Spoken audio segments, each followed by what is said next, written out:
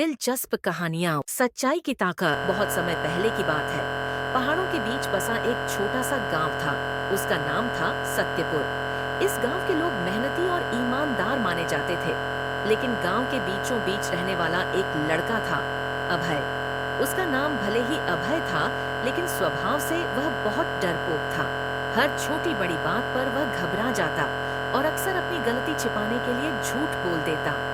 एक दिन की बात है, गांव के बाहर एक बड़ा मेले का आयोजन हुआ। अभय भी अपने दोस्तों के साथ मेला देखने गया। वहां उसने एक सुंदर सी लकड़ी की बांसुरी देखी। उसे वह इतनी पसंद आई कि उसने दुकानदार से पूछे बिना ही बांसुरी उठा ली और दोस्तों को दिखाने लगा।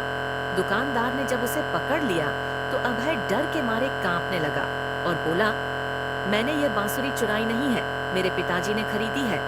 दुकानदार को शक हुआ, लेकिन उसने अभय को चेतावनी देकर जाने दिया। अभय ने राहत की सांस तो ली, मगर दिल के अंदर एक बोझ सा रह गया। उसे लगा कि उसने न सिर्फ चोरी की, बल्कि झूठ भी बोला। रात को घर लौटते समय उसकी माँ ने देखा कि वह उदास है। माँ ने प्यार से पूछा, बेटा सब ठीक है? अभय ने सिर झुका लिया और कुछ नहीं बोला। माँ ने समझाया, बेटा झूठ बोलने से डर तो और बढ़ता है, अगर सच्चाई का सहारा लो तो मन हल्का हो जाता है। अगले दिन अभय ने हिम्मत जुटाई। वह खुद दुकानदार के पास गया और बोला, काका, कल मैंने बांसुरी बिना पैसे दिए उठा ली थी, ये पैसे लीजिए, मैं झूठ भी बोल गया था, मुझे माफ कर दीजिए। दुकानदार ने यह सुनकर आश्चर्य से उसकी ओर देखा।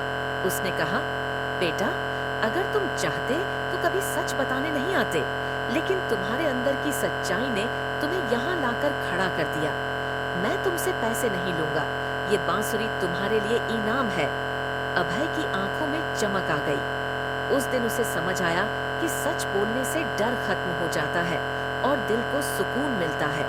गांव के लोग भी उसकी इस ईमानदारी से प्रभावित हुए और सभी उसे और सम्मान देने लगे।